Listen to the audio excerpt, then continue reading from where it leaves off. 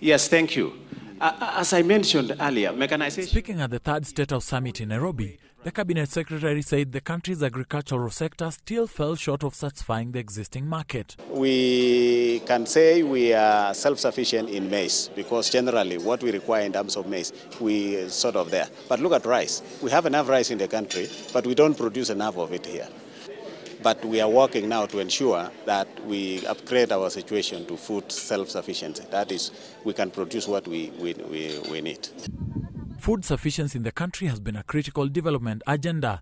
Despite the government efforts, some parts of the country still register famine, as was recently reported in Kilifi County, with those affected had to rely on food aid.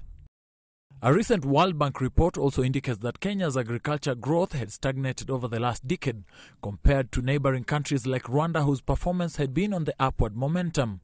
Despite this, the Ministry of Agriculture argues that the total value of marketed production increased from 333 billion in 2014 to 371 billion in 2015.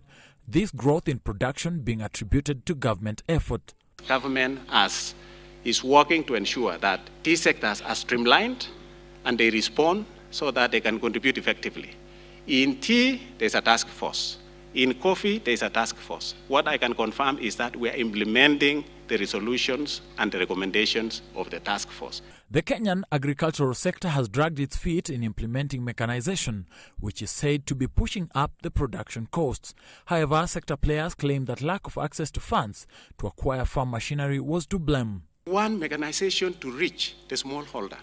When we do mechanization, not the 170 or 60 horsepower tractors. We are talking of small handheld machines like what we see today. Say that even a 1 acre farmer can mechanize his farm. With 75% of the Kenyan households dependent on the agricultural sector for livelihood, it is hoped that the value chain will be improved through concerted efforts by the state and private sector players going forward. Victor Kenani, Monday Special.